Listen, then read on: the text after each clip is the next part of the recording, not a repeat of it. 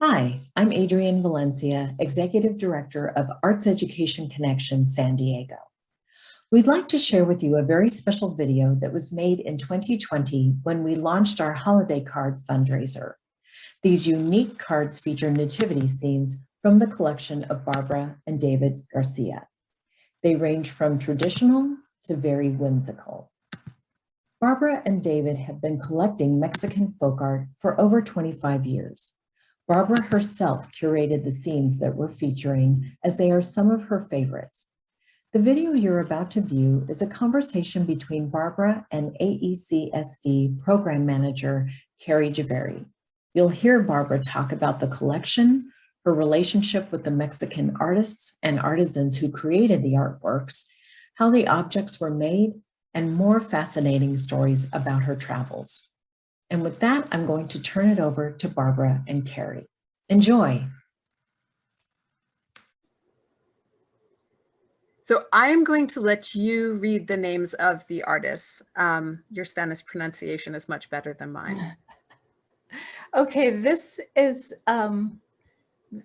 piece is done by Abraham and Jose Manuel Ruiz Salazar. They're two brothers who live in an area in the state of Mexico, outside of Mexico City, and they are actually the sons of a master artisan who works in bone and is famous for his miniatures, but these two sons of his are now have created their own name for themselves and do wonderful work. And I was happy to meet them last year on a trip to Mexico City, where they were involved in what we call a Expo Venta, a sale that we oftentimes have on our trips. And I was happy to meet them, and I mentioned to them that I was a collector of nativities, and of course they graciously said they would be happy to carve one for me, and this is how we began. We talked about just starting with the three pieces in the Holy Family, and currently they are making me three kings to be added this year. So it's they're really quite wonderful artisans. I'm excited to take a look at the process and share a little bit more. Just to clarify, when it's the Holy Family like this, when it's Mary and Joseph and the Christ child, it's a sacred family. Once we add the three kings, it becomes a nativity scene, or do we need more figures to call it a nativity scene? Well, according to Jose Manuel, he says that, you know, it needs all the pieces to be considered a nativity. You know, I'll just go with what he says. So one day I will have my full nativity done by the Hermanos Ruiz, is what they call their studio. It's really beautiful work. It's very intricate. These are about, I want to say about as tall as a Coke can. Is that right? Yeah, they're about, I believe, 17 centimeters above the base. They're really beautifully done. Okay, let's look at how this process happens. So on the left-hand side, you see a piece of cow bone. I'm guessing it's one of the large leg bones. It's been split in half and cleaned. Right. I was researching this process. It talked about that they sterilize the bone that they use. And then if we look over on the right-hand side, you can see a close-up of the artist's workbench, and you see that the artist is actually sketching right onto the surface of the bone. Yes, and what I want to add here that they really wanted me to understand the process. So immediately they sent me pictures of the bones that they selected, and then they send pictures of the whole process. And I really appreciate that, because we as collectors need to know these processes and how hard they work to do this wonderful work. I think that's one of the cool things about collecting art is understanding the processes and having a real love of the art making, not just the final product. Mhm. Okay. So I love this artist's bench, right? We've got his goggles off to the side. There's a plastic scorpion. There's assorted tools, his pen, another little carving that he's working on. But what I really like about this is the before and after. And so we see the sketch, Uh-huh. stars on Joseph's staff. And then we see, this is what we call a reductive practice, right? So carving away from something, taking away from the, in this case, the bone that you see.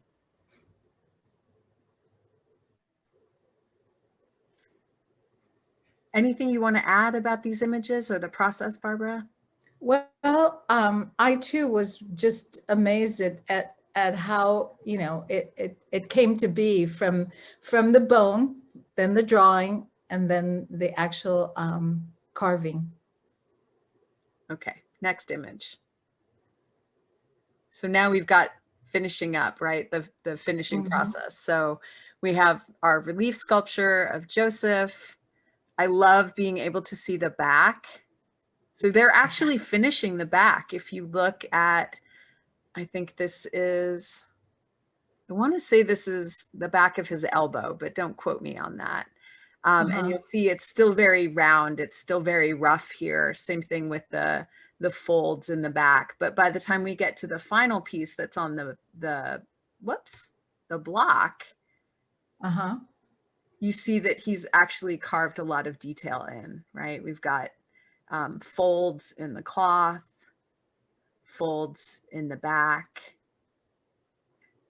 It's just the attention to detail is really beautiful. And I love the pedestals that they place them on. It just, oh, aren't they beautiful? I mean, I'm sure, you know, it would be fine to place it on a piece of wood, but I mean, it just is so impressive, and it just adds so much to have it done on an actual carved piece. and then we didn't get to see this close up in the first image that we looked at, but here's an image of the Christ child. And I thought this was, I love this series. So we get a real sense of the scale of the Christ child. You know, that's a pencil that he's using to hold its head up. So this is really tiny, very detailed work. I mean, curls in the hair. It's, oh, I know. It's pretty gorgeous. And just having the tools back there, just it just, I love that they've shared all of this. And like you said, look at the table. You know, that table has been used. all that bone dust, right? Okay. So moving on to the second piece of work that we're going to be looking at today. Do you want to go ahead and introduce us to this artist? Oh yeah, this is Agustin Cruz Tinoco, and he lives in a area called San Agustin de las Huertas in Oaxaca, and he is, to me, just a dear friend. My husband and I, when David retired, he started a small tour company, and because we had already been collecting for a while, so we started just taking really friends down to Oaxaca to meet some of our friends there. And we always tried to stop in to see Agustin and his family. And I have my first piece from him was a little car with the Holy Family, well, with the Nativity in it. It's really quite cute. But then, as with most artisans, they just perfect their work. So his painting just got better and better. And many times the women in the family do the painting, but it just got so intricate. And when we visited them in 2012 and I saw this piece, I just had to have it. I just love the whimsy of it and just everything that he's done to represent the nativity. It's amazing to me. Yeah, the creativity with this. The painting is gorgeous and intricate, but there's also, he's having so much fun with his work. I love the three kings. So one king holding out a giraffe, Mm-hmm. one king on the front of the plane actually holding up a dolphin. It looks like he's kissing the dolphin.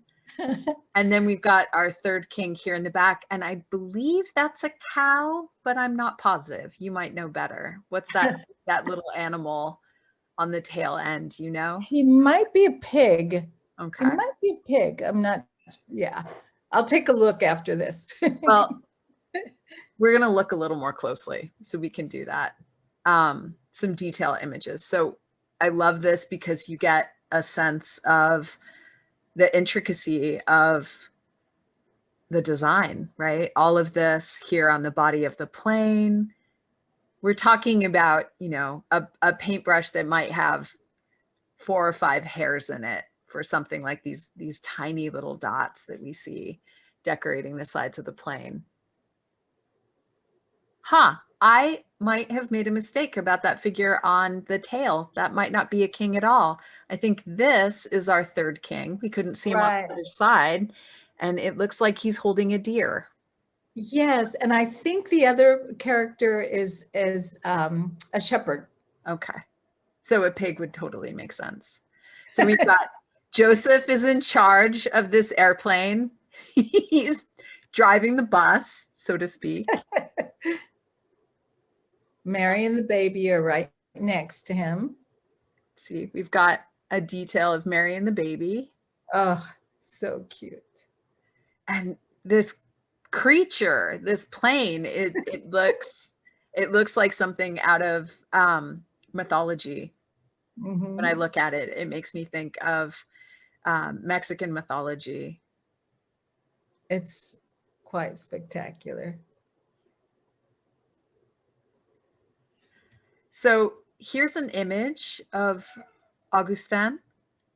Agustin? Augustine actually starting a piece of artwork. I love the machete. So taking sort of carving big chunks of wood. This is probably not for super fine detail. But here he is in his workshop. Yeah, and he's a very nice man. And his whole family works with him, right? My understanding. Yeah, well, he has 2 sons who are also very, you know, are wonderful artists in their own right. And then their wives do a lot of the painting. So it is definitely a family affair.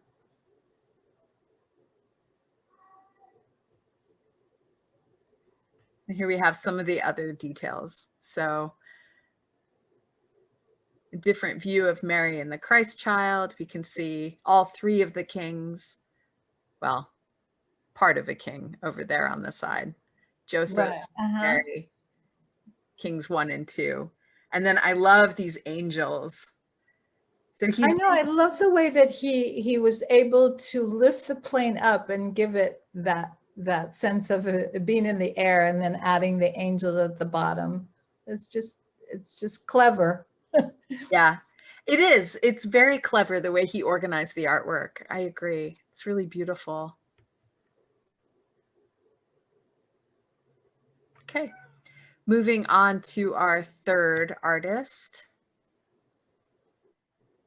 So this is Josefina Salvador de la Cruz, and I love this work. It is from San Agustin, Huapan, Guerrero, and I have been on a search for a nativity by this particular area for a long time, and we were fortunate enough to go to a contest, a concurso, a national contest of ceramics in the state of Jalisco back in 2017.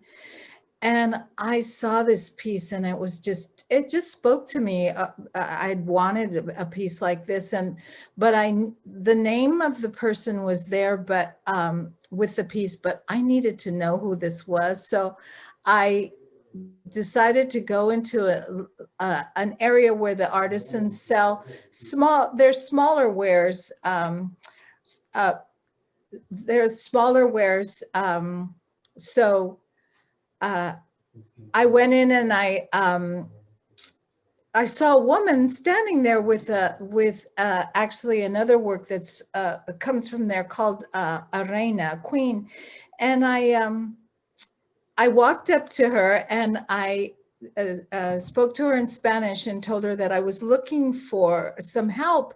And she kind of looked at me like she didn't understand me. And immediately who turned out to be her son, came up and asked how he could help me. And I told him what I needed. And so they both walked back to where this nativity was. And it turns out that the lady who I spoke to was the artist of this particular piece. And the reason that she didn't answer me was that she only speaks Nahuatl and doesn't speak Spanish. So it was her son who helped me to know that it was her piece. And I just felt like it was serendipity that I walked into this room, I saw this woman, I spoke to her, and she is the author of this wonderful piece that I now own. So that's my story. And I did acquire this that day, but it turns out his wife made another one that I loved, and it had already sold, but that day I commissioned her to make me one, and I have one by his wife. So like I said, I love the work. It's not always available, say in stores, which I rarely buy from, just because it comes from a very remote area up in the mountains of Guerrero, and they don't always have the ability to go to places where they can sell their wares. So I feel so fortunate to have both of these pieces. Let's look a little more closely. So here's a somewhat bigger image to give a sense of what the nativity looks like. So over on the right-hand side, the three kings, we have some of the animals from the barn. We have a shepherd who's holding a water jug. Just behind Joseph, here's Joseph. And just behind Joseph, we have an angel. And then, of course, Mary and the Christ child on the back of this donkey. I love how intricate this is, how beautifully painted it is. We'll look at some of the details a little more closely, but there's also a real beauty in the simplicity. You know, I agree. We have three colors. We have the ground color, the clay color, we have black glaze, and we have orange glaze, and that's it. And yet the artist is able to give these finely painted, you know, these scenes of village life that we'll look at a little more closely. It's really beautiful. Shall we keep going? Sure. So here is a detail of Mary and the Christ child. I love how the features, the ears, the mouth, the chin, the nose are done in orange, right? Geometric, very geometric shapes, lines, squiggles, but the composition broken down into these very simple shapes. And you can see on Mary's skirt, we have a cactus and it looks like an agave, and then some farm workers. Yeah, he's probably working in the fields. It might be corn, because I've had them mention to me, you know, he's out in the cornfield, you know. Yeah, it's just wonderful the way they portray their daily life in these works of art. And I think I was drawn to just that Mary was on, on this animal, that it was just different than from other nativities where she's just, by the crib or, holding the baby. This just really spoke to me because it was different. That was one of the things I noticed about your collection. You collect around a theme, around a nativity scene. And I know you have other works in your collection, but that's really, it felt like the core of your passion for collecting, but they're all different. They're not the same. No. They're all unique. And that's what we love about art, right? The fact that the artist is sharing their perspective on the world and taking this story that is this timeless story at the center of Christmas and putting their own spin on it, putting the nativity in an airplane, putting Mary on the back of a donkey, carving Mary out of bone. I think it's one of the things I've really enjoyed about looking at the collection with you. Oh, thank you. I want to take a moment and just look at the scenes a little more closely. Oh. I think this is really interesting. The angel here in the background, obviously, is the only figure in the nativity that has wings. But if you look at the top of their head, it's the only sculpture that has these flowers. And so the artist may be finding a way to share, their heavenly connection with the decoration. True. I love this, the turkey that's done on the pottery that this shepherd is holding. Isn't that fantastic? It is. It's really beautiful.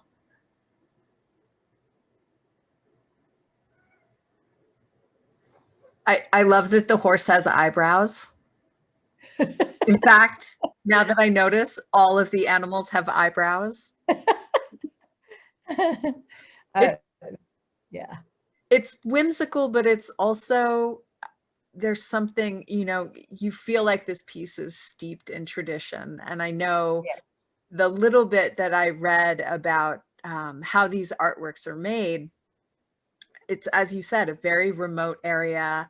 The potters are digging their clay out of the ground. They're making their glazes out of natural pigments. I think you feel that connection to history, to these people's these people's history in this artwork. When I was communicating with Inez, who is the artist that did my other nativity from this area, there was a time when she wrote to me and said, I can't work on your piece because it's raining. Please know that I'm not, I'm not just not doing it. It's just that it's very wet here, so the clay isn't drying. So, it's just the situations they have to deal with when they're, making their art too is sometimes difficult, because the seasons will dictate how much they can make. And as I mentioned, I think one day I said I asked for her husband, and she says, oh, Luis, and she says, oh, well, he's in the cornfield. He's working there. So they do have to work something else. They can't just produce folk art to sustain themselves. Mm-hmm. So that's why it's important for us to promote this folk art, buy this folk art, and also pay the price that they ask. I feel really strongly that, it's not our place to barter with people who do this art. We wouldn't want to barter with a painter, I'm sure. So we shouldn't barter with folk artists. We should pay what they ask. I think that's a really good point. So moving on. Okay. Our fourth artwork Okay, this brings back memories because this is a much earlier piece. I'm looking at the date. Yes, it was 1998. Early in our quest to collect, but also to learn about Mexican folk art, and we visited a place called Metepec in the state of Mexico and met Juan Hernandez Arzaluz. And he's very well known for his miniatures.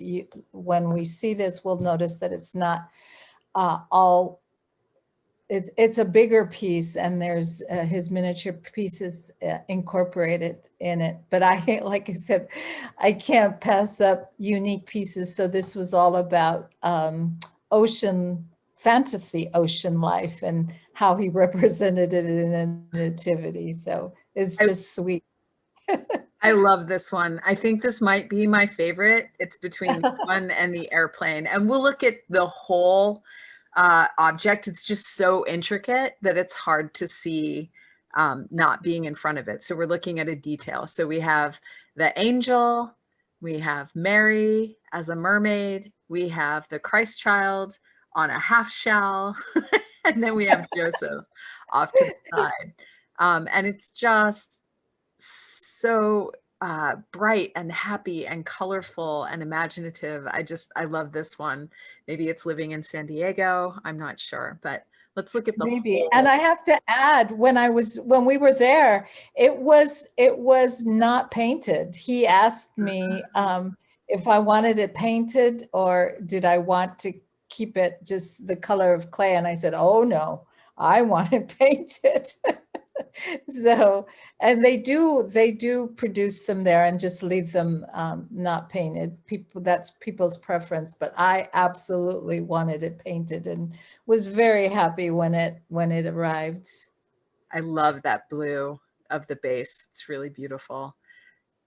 So we were looking at this part there at the top in the center, but you mentioned that this artist is known for his miniatures. Can you tell us a little bit more about that and help us see that on the artwork? Oh yeah, I mean, he really, really just loves making little tiny pieces, and he has actually incorporated two smaller nativities into this piece, and he actually works in even smaller pieces than that. And here. So off on the left-hand side, near those sunflowers, between the first two sunflowers, and over here on the side between the sunflower and the star. And we'll look at that. We'll look at the one on the right a little more closely. Okay. Was there anything else you wanted to say? I think you were telling me that some of this is made by hand, and I know they're mounted on wires and then attached to the base of this. Right. And then some of them are made with molds. Like you can see the sunflowers, those are molds. I can't tell you every single thing that's done by the molds, but they will, you know, they mention it to you. They're not trying to promote their work as all being done by hand. They share what parts are made with molds. It's still a beautiful work. I'm guessing some of the shells and maybe the stars. Let's look at more closely one of those miniatures. This is fantastic. Yeah, so this is more of the traditional nativity, as they call it. And so you could see, so all these little figures are actually, of course, made by hand. Teeny tiny, right? So angel, Mary, Christ child, Joseph. Animals. I think there's I see maybe the little guys besides where your pointer is. I think those are maybe two kings. I see them. Yeah. Right. And then one on the other side. And this one all holding their gifts. Cute. I love some of the roses look like frosting to me. Like, don't think, make the whole thing out of marzipan, right? Exactly. But I'm smiling because I just see all the color. it just makes me happy. It's a happy piece. It I is communicate very that really beautifully. Okay, just some more details because this is a detailed work of art. Looking a little more closely. I mean, Mary has a necklace on. I love that the halos look like they're made out of wire. True. So a kind of simplicity in all of this intricacy.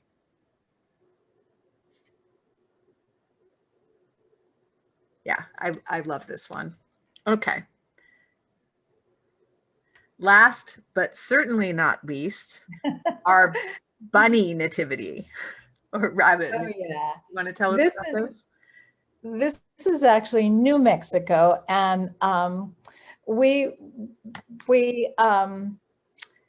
my husband David was collecting a lot of Native American art before we started into the Mexican folk art. So this was a piece that we acquired then, and on one of those trips back to New Mexico, and we had met Ben Ortega, Joe's father, years before, and he's actually a very well-known carver, and Joe is his youngest child, and he's probably they're wonderful carvers, all the Ortega children, even the daughters, but I just fell in love with Joe's work because it was just sweet. You know, every animal he makes is just, I don't know, just speaks to me. And this, when I saw it, I had to have it. And for just a moment, I thought, is this sacrilegious? Because it was just, but I had to have it, you know, and it's still in probably my top 10 because of how he represented the whole scene. I just love it. I think my favorite part of this is the three kings, and we'll talk about this as we look at some details. Okay. But again, the expression, the body language, the way, you know, all of these characters in this story are sharing their narrative, right? Sharing the story by the posture, the expression. And I wouldn't think that carved wooden sculpture could have expression, but he captures that. And so I love the sweetness of the angels who are praying. I know, I love that sense of this new mother responding to her child. And then the three kings who are just like, whoa, what is happening? Like it's the Christ child. And I love that. I just love that about this piece. So let's look a little more closely. So you can see in this one, I feel like you can get a very clear sense of those three kings in the purple and the green and the red and how they're responding. I mean, their ears are blowing back, you know, like they're just, the way he's managed to communicate the expressions is really wonderful to me. Yeah, I love it. I absolutely love it. And I know Joe's probably still making wonderful things, because he was when we bought it, he was very young, so he's still a young man to me.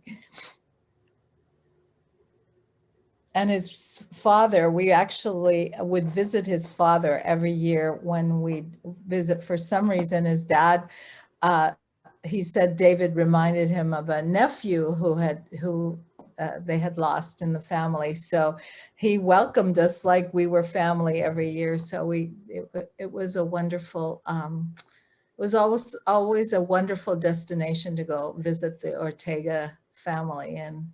And they live in actually a community called Tesuque outside of Santa Fe. So we have some images of Joe. There's Joe. Working. And so collecting the collection of wood outside, seasoning, drying out, getting ready for carving. I love this image. You know, he's got this pile of potential figures. Don't know what they are quite yet, but they're ready to go. And then over on the right-hand side, I think they described this on the website as a treasure in among, you know, these are gnarled roots and bits of wood that he's collected. And I love this collection of treasures, right? All of the potential that's here in this space. Some sandpaper off the bottom, just, yeah, getting a sense of the ruggedness of this studio. And finishing up with the Holy Family. Oh, those angels, they're just sweet, aren't they? Look at those wings and their little hands, the way he made the little symbols for their hands, just cute, cute. It's very sweet.